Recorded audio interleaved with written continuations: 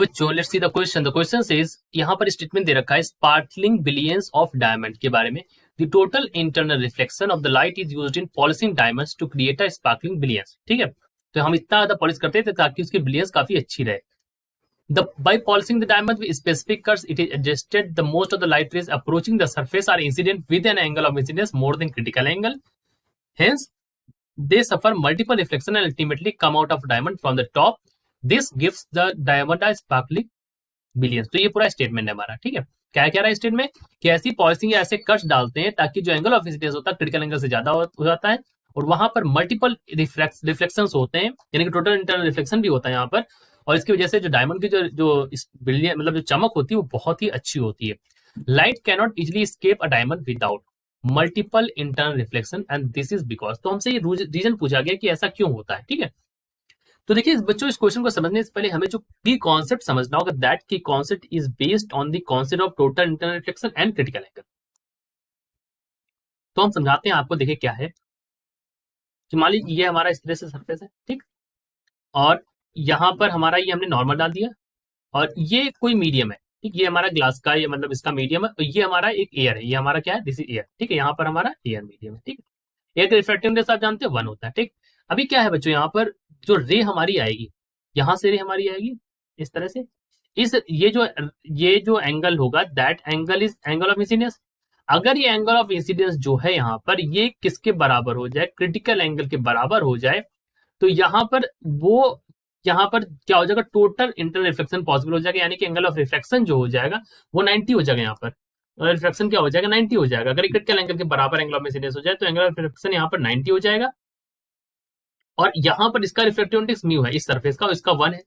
ठीक है, तो हम लिखते हैं mu sine IC is equal to, आप इसको आईसी या सी किसी तरह से समझ सकते हैं, म्यू साइन आईसी। आईसी माने यहाँ पर, देखिए मैं लिख देता हूँ, आईसी बच्चों यहाँ पर क्रिटिकल एंगल के बारे में बात कर रहा है। ठीक है, आईसी में हम बात करें क्रिटिकल एंगल के बारे में, म्यू साइन आईसी, और यहाँ पर क्या हो जाएगा 1 इंटू साइन ऑफ 90, ऐसे बोल देंगे।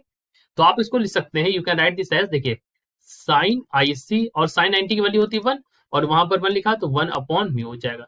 तो आप लिख सकते हैं दैट आईसी यानी critical angle is equal to sine inverse of 1 by mu. ये हमारी वैल्यू आती है क्रिटिकल एंगल की, this is the value of critical angle. अब आगे समझते हैं, देखो ये क्रिटिकल एंगल की वैल्यू हो गई। और देखिए रिफ्रैक्टिव इंडेक्स जो होता है ना डायमंड का, the refractive index of diamond is very high.